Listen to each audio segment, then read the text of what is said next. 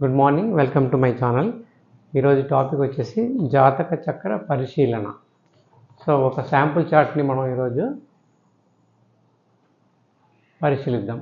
Okay, check చేద్దాం, predict చేయడానికి try చేద్దాం.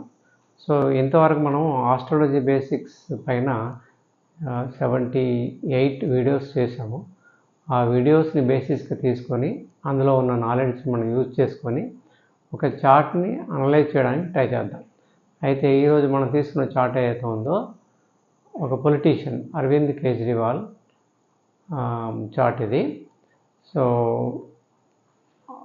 ఈ అరవింద్ కేజ్రీవాల్ ఈ బర్త్ డీటెయిల్స్ ఏవైతే ఉన్నాయో మనం ఆన్లైన్లో వెబ్సైట్స్లో, యాప్స్లో, తర్వాత ఆన్లైన్ డేటా ద్వారా మనం తెలుసుకుందే ఈ ఇన్ఫర్మేషన్ అనేది.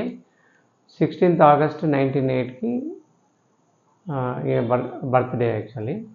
అయితే టైం వచ్చేసి ఈ డేట్ మాత్రం కన్ఫర్మ్డ్ అనుకోండి. Time it is not that easily available. 2-3 చోట్ల డేటా ఉంది, అది తీసుకున్నాను. సో ఆయన పుట్టింది వచ్చేసి శివాని అనే ప్లేస్ హర్యానాలో. ఓకే, సో ఎందుకంటే ఈ టైం అనేది ఇంపార్టెంట్ యాక్చువల్లీ. టైం తెలిస్తేనే మనకి ఏంటంటే ఈ లగ్నం అనేది తెలుస్తుంది. లగ్నం తెలిస్తే ఆ లగ్నానికి శుభులు ఎవరు, తర్వాత పాపులు ఎవరు అనేది తెలుస్తుంది. కాబట్టి దాన్ని బట్టి మనకి ఏ దశ అంతర్దశ యోగిస్తుంది, యోగించదు అనేది మనకి అర్థమవుతుంది. అందుకని ఏ జాతకుని యొక్క అలా D1 చార్ట్ని, లగ్న చార్ట్ని మనం పరిశీలించాలంటే లగ్నం తెలవడం ఇంపార్టెంట్ అన్నట్టు. ఓకే, సో అయితే ఇప్పుడు మనం ఇంతకుముందు తెలుసుకున్న ఈ ఆస్ట్రాలజీ బేసిక్స్ వీడియోలో ఉన్న డేటాని, అంటే ఆ ప్రాథమిక డేటాని, బేసిక్ నాలెడ్జ్ని ఉపయోగించి చేస్తున్నాము. అయితే మనం చేసే ఏదైతే రిజల్ట్ ఏదైతే ఉందో అల్టిమేట్ రిజల్ట్ అది డిపెండ్స్, అంటే మనం ఎంత డెప్త్గా స్టడీ చేస్తున్నాం దాన్ని బట్టి కూడా ఉంటుంది. కాబట్టి మనం చేసే పరిశీలనలో వచ్చే రిజల్ట్ తర్వాత వేరే వాళ్ళు కూడా చేసే రిజల్ట్ కూడా ఏకీభవించాలని ఏం లేదు. So it all depends upon how you are analysing it, how you are understanding it. Okay, so ఇప్పుడు మనం వేదిక్ ఆస్ట్రాలజీ బేసిస్ మీద చేస్తున్నాము. సపోజ్ కేపీ కృష్ణమూర్తి పద్ధతితో లేకపోతే వెస్ట్రన్ ఆస్ట్రాలజీ ఆ బేసిస్ మీద చేస్తే రిజల్ట్స్ డిఫరెంట్గా ఉండొచ్చు. ఓకే, బట్ ఏంటంటే మనం ఇంతవరకు నేర్చుకున్న బేసిక్ డేటాని ఉపయోగించి ఈ చార్ట్ని అనలైజ్ చేయడానికి ట్రై చేస్తున్నాం. ఓకే, సో అయితే అరవింద్ కేజ్రీవాల్ మనకు తెలిసినట్టుగా ఈయన ఒక పొలిటీషియను. ఇనీషియల్గా ఆయన ఇంజనీరింగ్ చేసి ఐఐటి గ్రాడ్యుయేట్ యాక్చువల్లీ.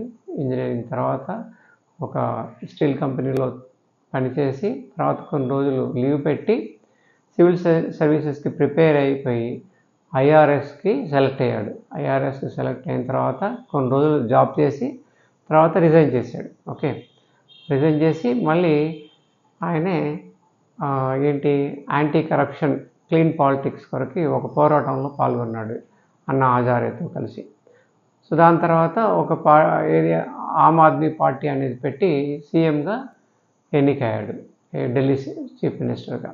ఓకే, అయితే ఈ మధ్య ఆయనే 24th March 2024లో అరెస్ట్ అయ్యాడు. అరెస్ట్ అయిపోయి ఈడీ అరెస్ట్ చేసి ఆయనకి జైల్లో పెట్టారు. ఇప్పుడు ఢిల్లీలో తిహార్ జైల్లో ఉన్నారు. సో ఈయన ఇప్పుడు పరిస్థితి ఎలా ఉంది, ఇంతకుముందు అంటే ఈ గత ఏదైతే ఉందో 10-12 సంవత్సరాల్లో ఆయన సీఎం అయ్యాడు కదా, అప్పుడు ఆయన జాతకం డీటెయిల్స్ ఎలా ఉన్నాయి, ఫ్యూచర్ ఎలా ఉండొచ్చు అనే దానిపై మనం పరిశీలిద్దాం.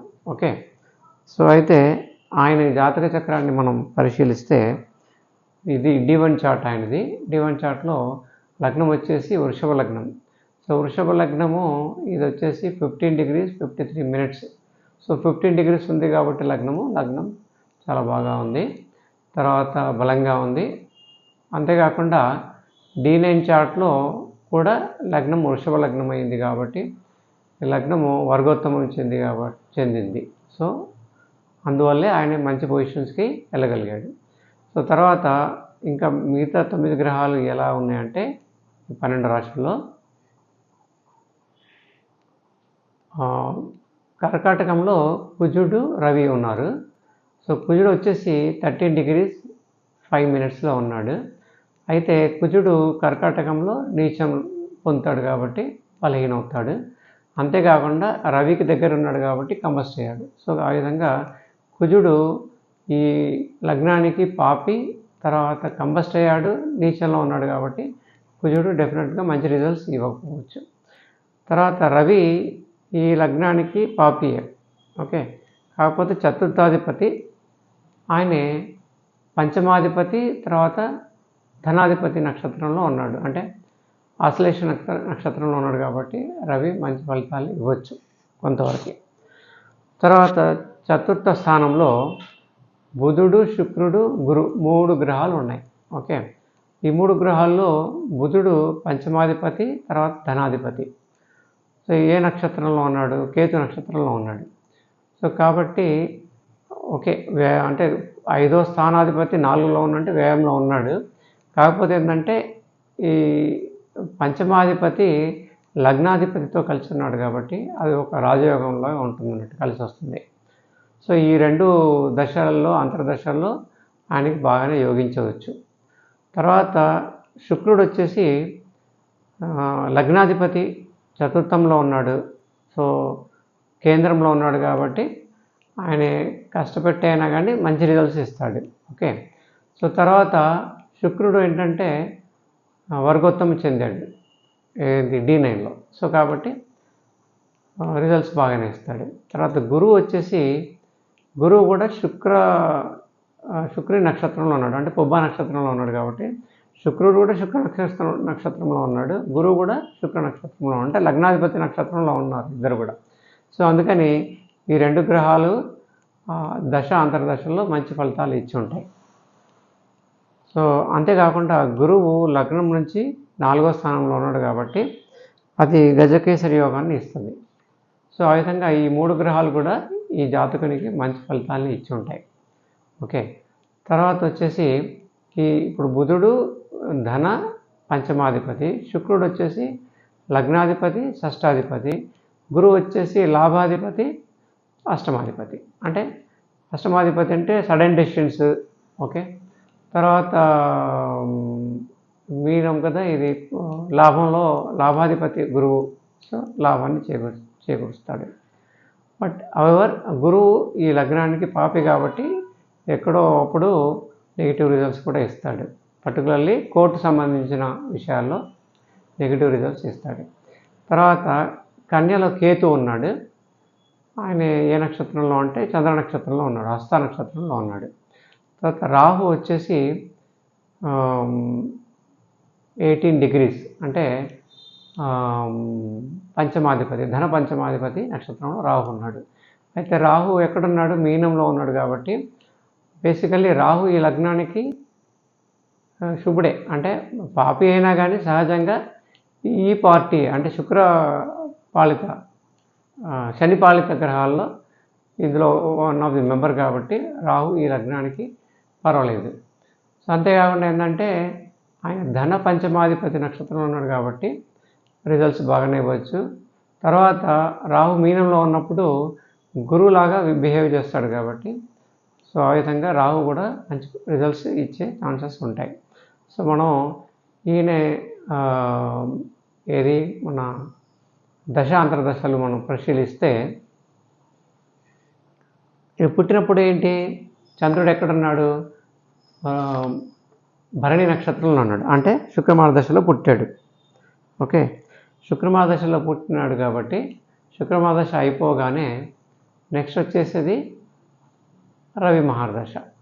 సో రవి మహర్దశ ఓకేగా ఉండొచ్చు. అది రవి మహర్దశ 6 ఇయర్స్. దాని తర్వాత చంద్రమహర్దశ 10 ఇయర్స్. సో చంద్రుడు తృతీయాధిపతి కాబట్టి ఈ లగ్నానికి పాపి. తర్వాత 12th హౌస్లో ఉన్నాడు కాబట్టి ఆ పర్టికులర్ ఇయర్స్, ఆ 10 ఇయర్స్ డెఫినెట్లీ ఆయనకి కొంత ఇబ్బంది పడి ఉండొచ్చు. తర్వాత చంద్రమహర్దశ తర్వాత కుజమహర్దశ. ఆ కుజమహర్దశ కూడా లగ్నానికి పాపియే కాబట్టి అంత ఫేవరబుల్గా ఏమి ఉండకపోవచ్చు. తర్వాత కుజుని తర్వాత రాహు మహర్దశ స్టార్ట్ అయింది ఆయనకి. సో రాహు మహర్దశ స్టార్ట్ అయిన తర్వాత అప్పుడు రాహు డెఫినెట్లీ ఆయనకి మంచి ఫలితాలను ఇచ్చి ఉంటాడు. అందుకనే రాహు తర్వాత రాహులో మోస్ట్లీ ఐ థింక్ ఈ మస్ట్ కంప్లీటెడ్ ఏది ఇంజనీరింగ్ కంప్లీట్ చేసి జాబ్లో కూడా జాయిన్ అయిపోయి ఉంటాడు. జూపిటర్ రాహు తర్వాత జూపిటర్ అంటే రాహు మహాదశ, జూపిటర్ అంటే గురు. గురు అంతర్దశ అప్పుడు ఆయనకి సివిల్ సర్వీసెస్ ఎగ్జామ్లో పాస్ అయిపోయి ఐఆర్ఎస్లో జాయిన్ అయ్యాడు. ఓకే, సో దాని తర్వాత 95 నుంచి 5 years + 6 years 11 years ఐఆర్ఎస్లో జాబ్ చేశాడు. బాగానే చేసిన తర్వాత 2006లో ఆయన రిజైన్ చేశాడు, జాబ్కి రిజైన్ చేసి సో ఆయనే అన్నా హజారేతో కలిసి యాంటీ కరప్షన్ క్లీన్ పాలిటిక్స్ కొరకి పోరాటాన్ని సాగించేశాడు. సో అది సక్సెస్ఫుల్గానే అయి 2012లో జూపిటర్ అంటే గురుమార్గదశ స్టార్ట్ అయింది. సో గురుమార్గదశలో కొత్త పార్టీ పెట్టాడు, ఆమ్ ఆద్మీ పార్టీ అని చెప్పేసి. తర్వాత 2013-14లో గురు మహాదశ, శని అంతర్దశ అప్పుడు సీఎంగా అయ్యాడు. మళ్ళీ రిజైన్ చేసి మళ్ళీ రీఎలక్షన్స్ 2015లో అయినాయి. 2015లో గురు బుధ మహాదశ అంతర్దశ బుధుడిది. సో బుధుడు పంచమాధిపతిగా, ధన పంచమాధిపతి, అందులో కేంద్రంలో ఉన్నాడు, శుక్రుడితో కలిసి ఉన్నాడు కాబట్టి రాజయోగం యాక్టివేట్ అయి ఉంటుంది. అందుకని గురు బుధ తర్వాత గురు శుక్ర ఈ 2 దశలు ఏదైతే ఉన్నాయో, అంటే గురు బుధ తర్వాత గురు కేతు వచ్చింది అనుకోండి మధ్యలో. సో గురు శుక్ర అంటే 2020 వరకు సూపర్గా ఉంది ఆయనకి. 2020లో మళ్ళీ ఎలక్ట్ అయ్యాడు సీఎంగా. సో దాని తర్వాత గురు చంద్ర దశ అనేది 2021లో ఏమో స్టార్ట్ అయింది ఆయనకి. సో ఇక్కడ ఏంటంటే గురు పాపి సహజంగా ఓకే ఇప్పటిదాకా మంచి రిజల్ట్స్ ఇచ్చాడు, ఎందుకంటే అంతర్దశ కూడా బాగా నడిచినాయి కాబట్టి. గురు చంద్ర వచ్చేసరికి చంద్ర పాపి కదా, 12లో ఉన్నాడు. సో ఆ రీజన్ అయి ఉండొచ్చు. లిక్కర్ స్కామ్ అనేది ఇక్కడే స్టార్ట్ అయింది. దాని తర్వాత అప్పటి నుంచి ఆయనకి వేధింపులు, ఈడీ వేధింపులు, తర్వాత ఇవన్నీ కేసులు అవన్నీ కూడా స్టార్ట్ అయినాయి. ఓకే, సో అయితే 2024 మార్చ్లో ఆయనకి అరెస్ట్ చేసేటప్పుడు గురు మహాదశ, రాహు అంతర్దశ, తర్వాత గురు ప్రత్యంతర దశ, శని సూక్ష్మదశ. సో ఇవి ఈ టైంలో ఆయన అరెస్ట్ అయ్యాడు. సో ఇప్పుడు ఏంటంటే అలా ఎందుకు అయింది అని మనం ఆలోచిస్తే, ఇది గురు రాహు దశ నడుస్తుంది. అంటే గురు మహాదశలో లాస్ట్ అంతర్దశ రాహు అంతర్దశ. సో దాన్ని లాస్ట్ అంతర్దశ నార్మల్గా ఏ దశలో అయినా కానీ చిద్ర దశ అంటారు. సో అంటే గురు మహాదశ ఎప్పటి నుంచి స్టార్ట్ అయింది? మార్చ్ 2010 స్టార్ట్ అయిపోయి మళ్ళీ మార్చ్ 26కి క్లోజ్ అవుతుంది. ఇప్పుడు నడిచేది అంతర్దశ, రాహు అంతర్దశ వచ్చేసి అక్టోబర్ 23లో స్టార్ట్ అయిపోయి మార్చ్ 26న క్లోజ్ అవుతుంది. సో ఈ చిత్రదశ నడుస్తుంది కాబట్టి డెఫినెట్గా ఈ టైంలో, ఈ పీరియడ్లో అంటే 26 వరకు ఆయనకి అంత బాగా ఉండకపోవచ్చు. సో అంతేకాకుండా ఏంటంటే ఇప్పుడు ఆయనది రాశి మేషరాశి కదా. సో కాబట్టి ఇప్పుడు శని కుంభంలో ఉన్నాడు, శని మీనంలో ఎప్పుడు వెళ్తున్నాడంటే మార్చ్ 25లో మీనంలో వెళ్తాడు. అంటే మీనంలో ఎప్పుడైతే ఎంటర్ అవుతాడో శని, అప్పుడు మేషరాశి వాళ్ళకి ఏలినాటి శని ఆర్ 7.5 శని అనేది స్టార్ట్ అవుతుంది. ఎప్పటి నుంచి? 2025 మార్చి నుంచి. సో అది ఇంకో సంవత్సరమే ఉంది. సో ఈయనకి చిద్రదశ నడుస్తుంది, తర్వాత ఏలినాటి శని స్టార్ట్ అవ్వబోతుంది ఇంకో సంవత్సరంలో. తర్వాత 26 మార్చ్ నుండి శని మహాదశ స్టార్ట్ అవుతుంది, 19 years. అయితే ఈ శని మహాదశ ఈయనకి వృషభ లగ్నానికి శని భాగ్యాధిపతి, దశమాధిపతి. సో బాగానే ఉండాలి. కాకపోతే ఏంటంటే శని 12లో ఉండి రిట్రోగేట్ అయ్యాడు కాబట్టి రిజల్ట్స్ అంత బాగా ఉండకపోవచ్చు. బట్ మనము దశాంశంలో చూస్తే, దశాంశలో లగ్నం వచ్చేసి మిథున లగ్నం అయింది. తర్వాత శని వర్గోత్తమం చెంది, అంటే శని మేషంలోనే ఉండి లాభంలో ఉన్నాడు కాబట్టి శని మహాదశ కూడా ఆయనకి బాగానే రిజల్ట్స్ ఇవ్వచ్చు. కాకపోతే ఏంటంటే శని ఆ దశ అంటే శని మహాదశలో శని అంతర్దశ అంతగా యోగించకపోవచ్చు. అయితే శని మహాదశలో శని అంతర్దశ అనేది 2029 ఇయర్కి ఎండ్ అవుతుంది. కాబట్టి అరవింద్ కేజ్రీవాల్కి ఇప్పటి నుండి 2029 ఎండ్ వరకు దశ అంతర్దశలు అంత బాగా లేవు అని చెప్పవచ్చు. అందుకని ఈయన మళ్ళీ ఇప్పుడైతే సీఎంగా రిజైన్ చేస్తాడో లేదో తెలియదు. ఆయన కంటిన్యూ కాగలడా లేదా, తర్వాత మళ్ళీ ఎలక్షన్స్లో ఆయనకి మంచి మెజారిటీ వస్తుందా రాదా అనేది కూడా కొద్దిగా కష్టమే. అంతేకాకుండా 29 వరకు ఆయన పొలిటికల్లీగా అంత ఫ్యూచర్ ఉండకపోవచ్చు. కాకపోతే 29 తర్వాత శని తర్వాత బుధం అంతర్దశ వస్తుంది కదా, అప్పటి నుంచి ఆయనకి మళ్ళీ రాజకీయంగా పికప్ కావచ్చు, అయ్యే ఛాన్సెస్ ఉన్నాయి. Okay, so